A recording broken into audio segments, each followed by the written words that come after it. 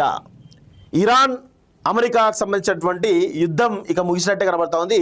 So దానికి సంబంధించి 60 రోజుల ఒప్పందం అట కుదుర్చుకున్నారట. తాత్కాలిక శాంతి ఒప్పందం ఖరారు చేసినటువంటి ఇరాన్ అమెరికా అందరితో చర్చించి నిర్ణయం తీసుకున్నామన్న డొనాల్డ్ ట్రంప్ శుద్ధి చేసిన యురేనియంను వదులుకోవడానికి ఇరాన్ అంగీకారం. 60 రోజులు హోర్ముజ్ జలసంధి తెరిచేందుకు సిద్ధం. ఆ సమయంలో అణు ఒప్పందంపై ఇరు దేశాల మధ్య తదుపరి చర్చలు. అమెరికా మీడియా వెల్లడి, అధికారికంగా స్పందించని ఇరాన్ అంటూ చాలా స్పష్టంగా చెప్తా ఉన్నారు. ఇరాన్ ఇంకా స్పందించలేట దీనిపైన, కానీ చర్చలు మాత్రం జరుగుతున్నాయి. 60 రోజుల పాటు హోర్ముజ్ జలసంధి కూడా తెరిచే అవకాశం ఉంటుంది. సో ఇప్పుడు దేశంలో అన్ని ప్రపంచ దేశాలను కూడా కొంత ఊపిరి పీల్చుకునేటువంటి అవకాశం అయితే కనబడతా ఉంది. సో అమెరికా ఇరాన్ మధ్య శాశ్వత శాంతి సంధిపై కీలక ముందడుగు పడినట్లు తెలుస్తోంది. యుద్ధానికి పూర్తిగా ముగింపు పలికేందుకు ముందుగా 60 రోజుల కాలానికి తాత్కాలిక ఒప్పందం కుదుర్చుకోవాలని రెండు దేశాలు నిర్ణయించినట్టు సమాచారం. ఈ కాల్పుల విరమణ ఒప్పందంపై ఎంఓయూ ఖరారైనట్లు అమెరికా అధికారులు తెలిపారు.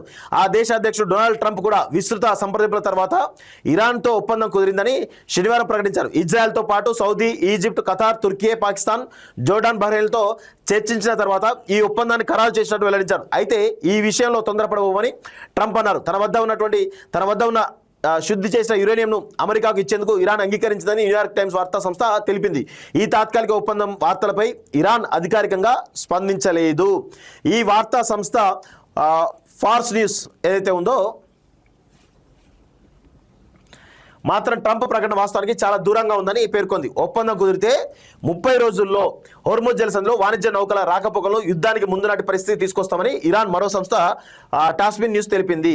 సో ఒప్పందంలోని అంశాలు ఒకసారి చూసినట్లయితే కాల్పుల విరమణను 60 రోజులు పొడిగించే ఎంఓయూపై అమెరికా, ఇరాన్ సంతకాలు చేస్తాయి.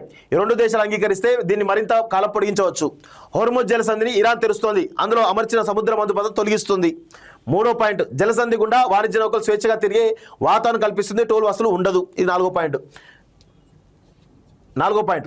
ఇరాన్ పోర్టులపై అమెరికా దిగ్బంధనాన్ని ఎత్తివేస్తుంది. ఇరాన్ తన చమురును స్వేచ్ఛగా విక్రయించుకునే ఆంక్షలు తొలగించింది. 5వ పాయింట్, ఈ ఒప్పందాన్ని ఇరాన్ అమలు చేసే తీరును బట్టి ఆ దేశంపై ఆర్థిక ఆంక్షలను, విదేశాల్లోని ఇరాన్ నిధులపై ఉన్న ఆంక్షలను అమెరికా తొలగిస్తుంది. ఇరాన్ అణ్వాయుధాలు తయారు చేయబోని హామీ ఇస్తోంది. యురేనియం శుద్ధి కార్యక్రమం వదిలేస్తుంది. తన వద్ద ఉన్న ఇప్పటికే ఉన్నటువంటి 60% శుద్ధి చేసిన 440 కిలోల యురేనియంను అమెరికాకు అప్పగించే అంశంపై చర్చలు కొనసాగుతాయి. ఈ 60 రోజుల్లో రెండు దేశాల మధ్య అణు ఒప్పందంపై చర్చలు కొనసాగుతాయి.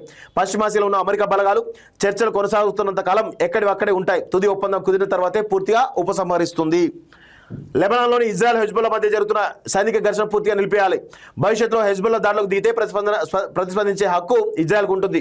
అణు ఒప్పందానికి ఇరాన్ అంగీకరిస్తే ఆ దేశం ఆర్థికంగా కోలుకునేందుకు అమెరికా సహాయం చేస్తుంది అంటూ కూడా చెప్తున్నారు. సో ఇది మొత్తానికైతే 60 రోజుల పాటు ఒక ఒప్పందం కుదురుకొని దాని తర్వాతనే పూర్తి స్థాయి విరమణ జరిగేటువంటి అవకాశం చాలా స్పష్టంగా తెలుస్తోంది. సో ఇక్కడ మరి ట్రంప్ నెగ్గిండా, ఇరాన్ నెగ్గిండా అంటే ఎవరికి వారే నెగ్గినట్టుగా కనబడతా ఉంది. సో ఎవరి పట్టు వాళ్ళు నిలుపుకున్నట్టుగా కనబడతా ఉంది.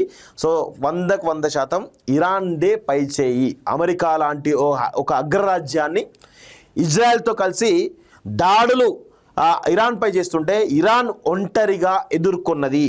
ఇది అందరం కూడా గమనించాలి. ఎంత ప్రాణ నష్టం, ఆస్తి నష్టం ఎంత జరిగినా కానీ వెనకడుగు వేయకుండా ఒకవైపు ఇజ్రాయెల్ను, మరొకవైపు అమెరికాను ధీటుగా ఎదుర్కొని ఈరోజు తమ పంతాన్ని నెగ్గించుకున్నట్టుగా చాలా స్పష్టంగా అర్థమవుతుంది.